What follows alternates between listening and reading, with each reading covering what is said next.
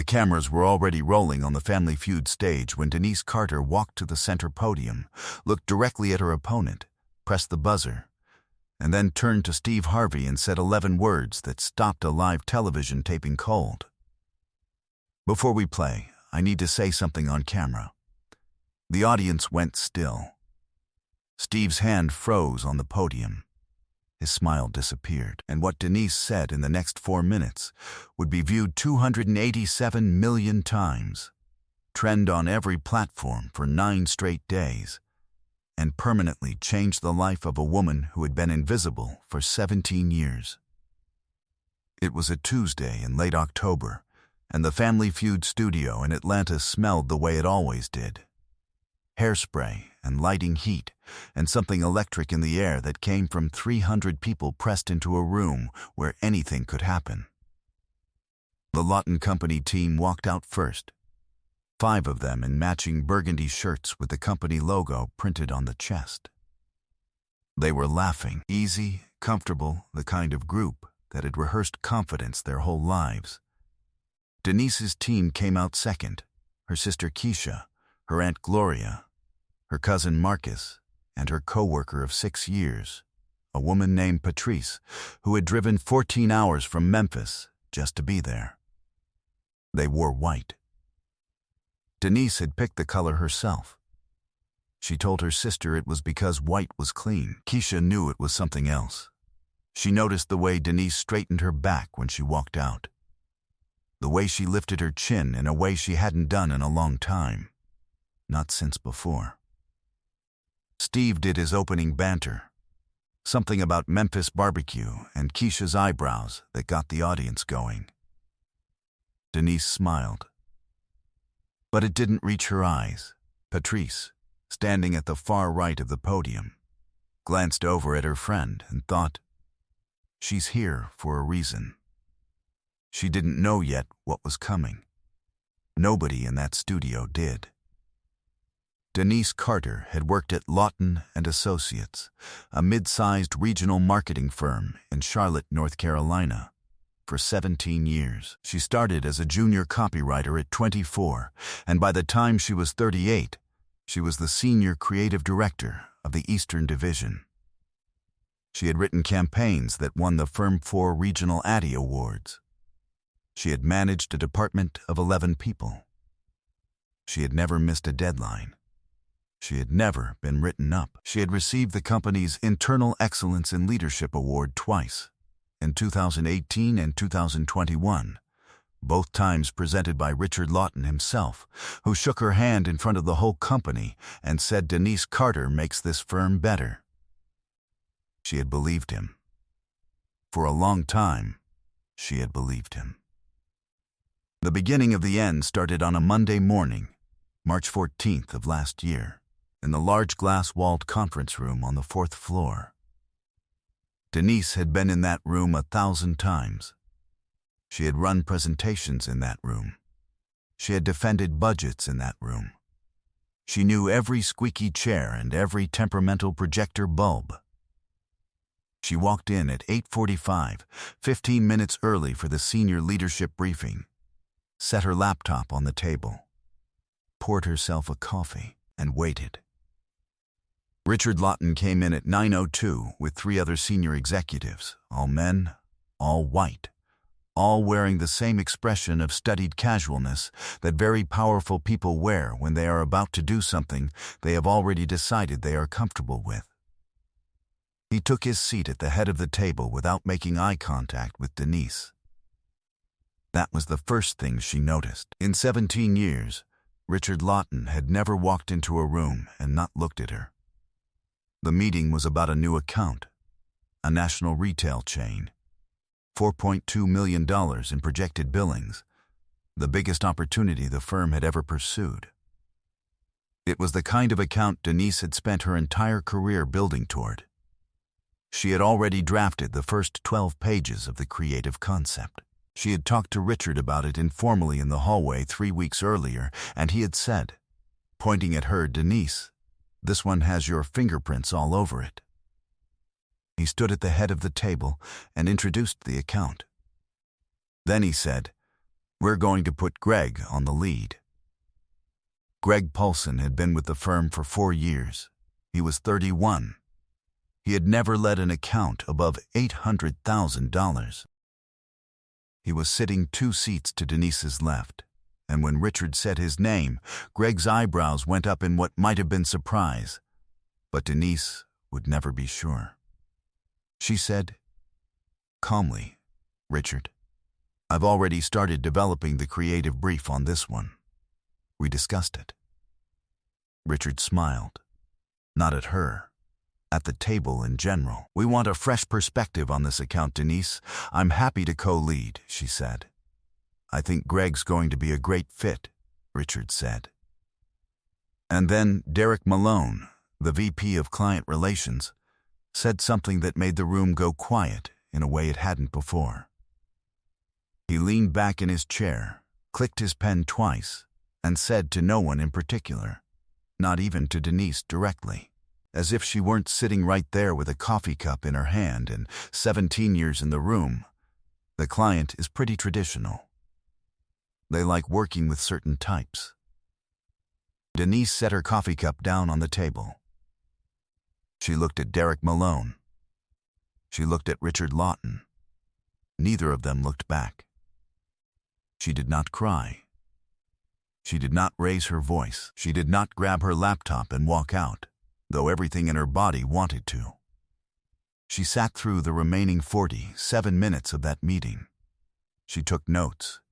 She answered questions when she was addressed. She said thank you when Richard closed the session. And then she walked to the elevator, pressed the button, stepped inside, and when the doors closed, she put her back against the wall of the elevator and slid down to the floor and sat there, in her blazer and her heels, on the floor of the elevator in the building she had given 17 years of her life to, and she pressed both hands to her face.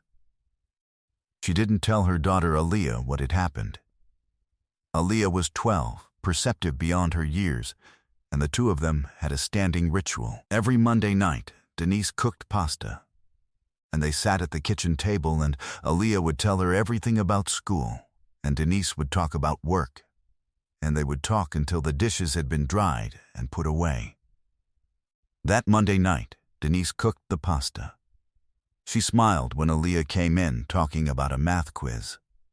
She asked all the right questions, and when Aaliyah got up to rinse her plate and asked, without turning around, "Mom, you okay tonight?" Denise said, "I'm fine, baby, just tired." Aaliyah dried her plate. She put it in the cabinet. She turned around and looked at her mother for a long moment, and then she said, in the simple, direct way that 12-year-old girls have when they love someone and they are not yet old enough to pretend they don't notice, "Mama, did you do something wrong?" Denise Carter felt the question like a physical weight. "No, baby," she said. "I didn't do anything wrong." She went to bed that night and stared at the ceiling for 4 hours. She thought about the 36 presentations she had given in that conference room. She thought about the 2 Excellence in Leadership plaques on her office wall. She thought about Derek Malone clicking his pen. She thought about certain types. She thought about 17 years. She did not quit that night. She told herself she would wait, that there was maybe an explanation that she had misunderstood. But the weeks that followed were clear. Greg Paulson took the national retail account and was given a dedicated team of 6 people and a $180,000 production budget. Denise was assigned to manage a regional auto dealership campaign with a $40,000 ceiling. When she emailed Richard requesting to be included in the retail account in any capacity, he replied in 3 sentences. "Appreciate the enthusiasm.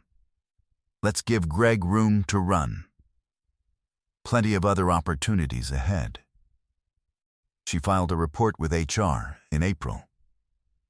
HR responded in writing 17 days later.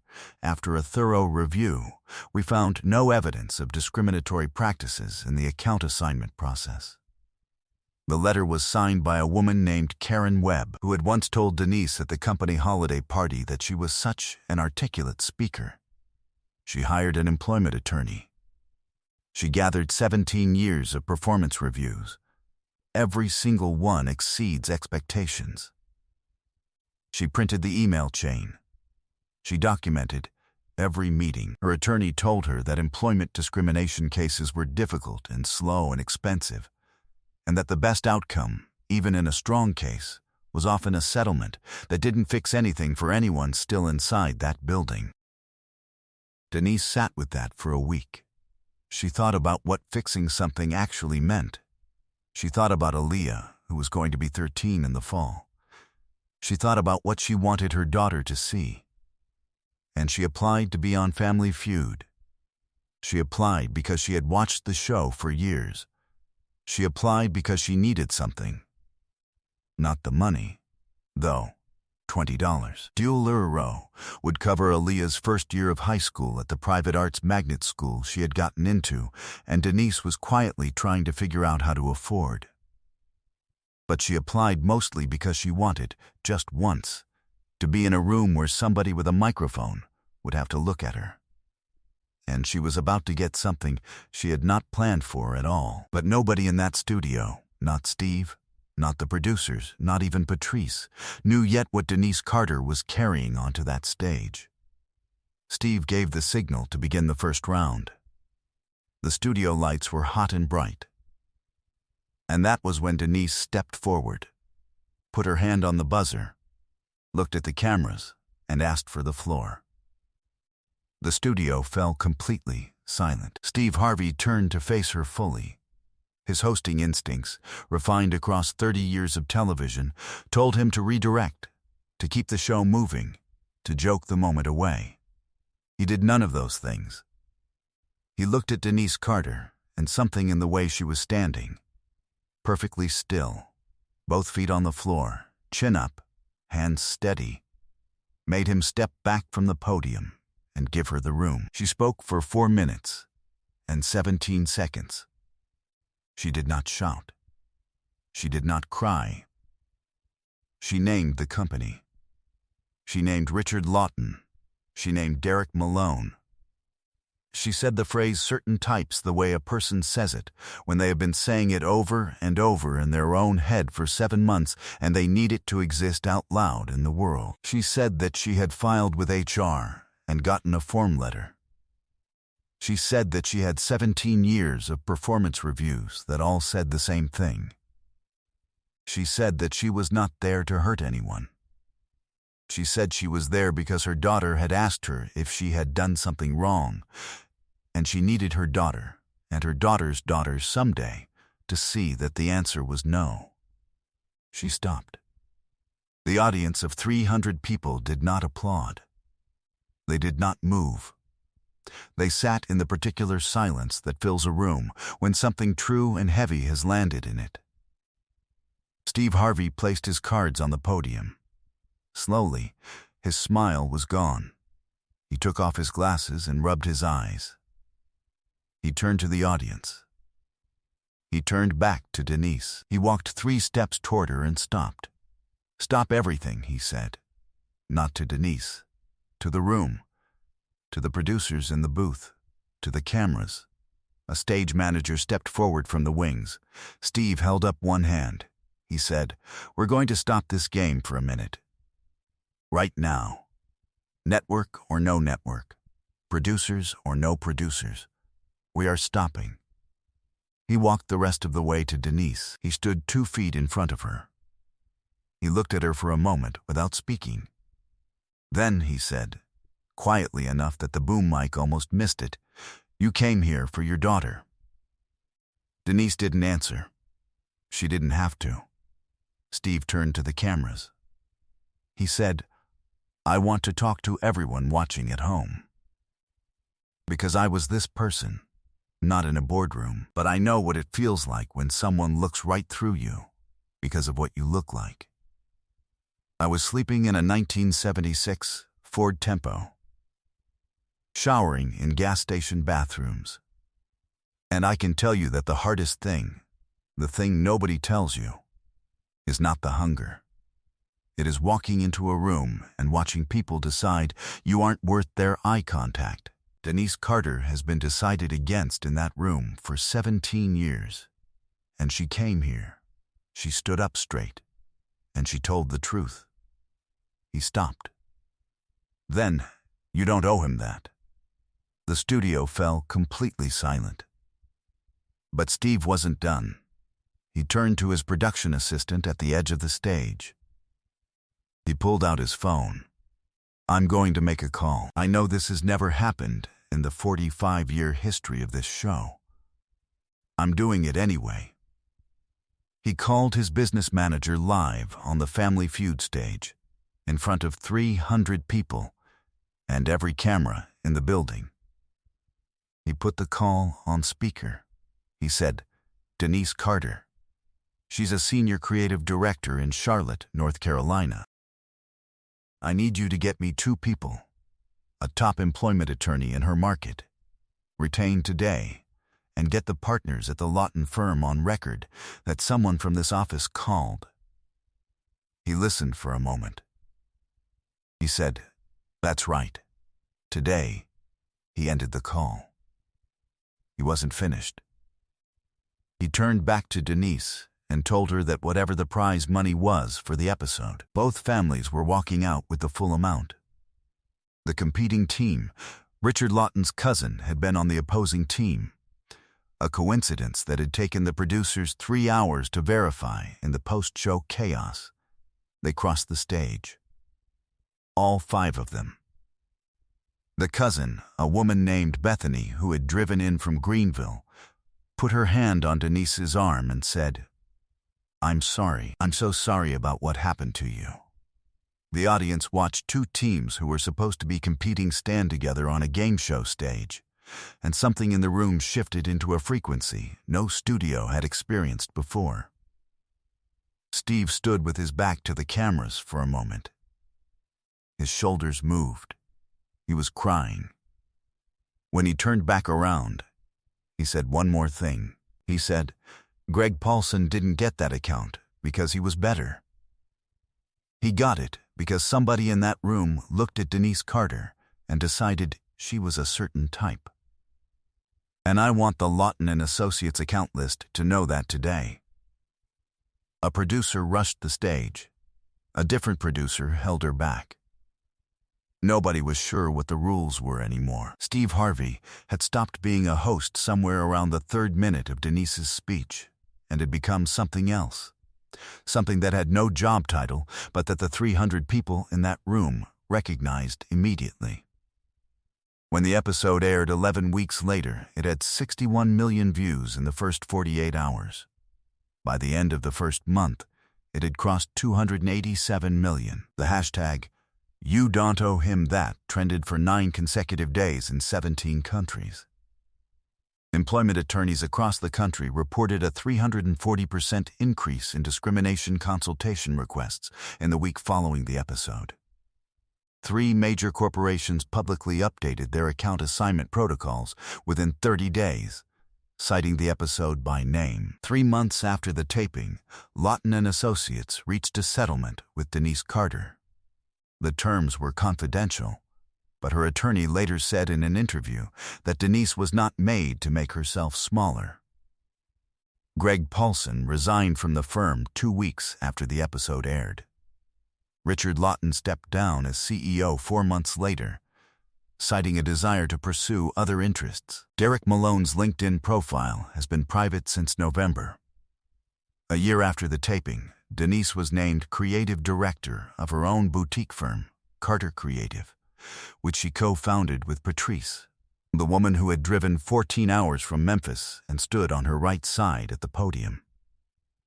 In its first year, Carter Creative took on 11 clients and generated $3.1 million in billings. 2 of those clients were companies that had previously been Lawton and Associates accounts. Aaliyah started at the Arts Magnet School that fall. Her tuition was covered. Today, The Stand Foundation, named for the 11 words Denise said at the beginning of that taping, has provided legal referral services and emergency employment advocacy to over 2,400 people in 38 states.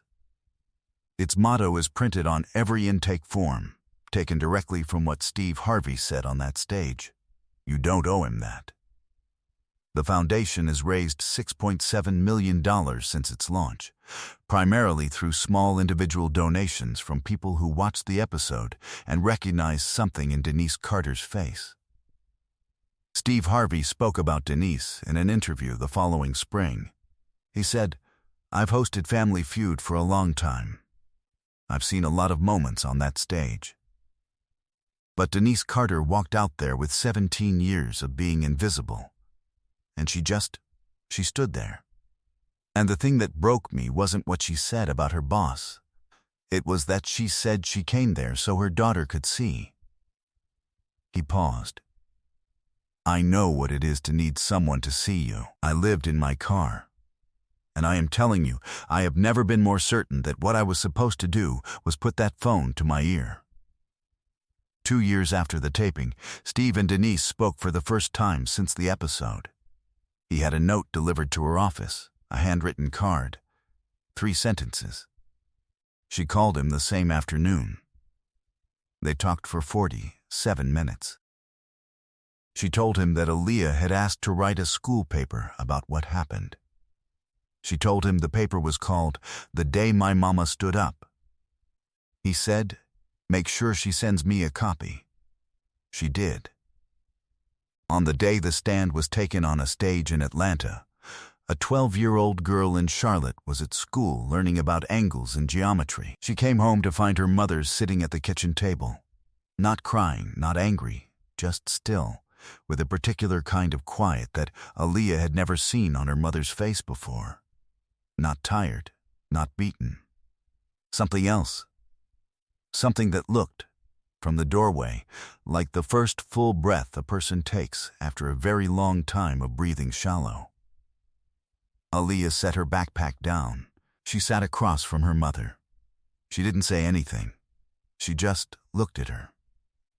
And Denise Carter looked back at her daughter, this girl who had asked the truest question, and for the first time in 7 months, she smiled all the way. Have you ever stayed when someone expected you to follow? Have you ever chosen your own dignity when it would have been easier to make yourself smaller? Share your story in the comments below. If this moment moved you, subscribe and share it with someone who needs to be reminded that your worth is not determined by someone else's ability to recognize it.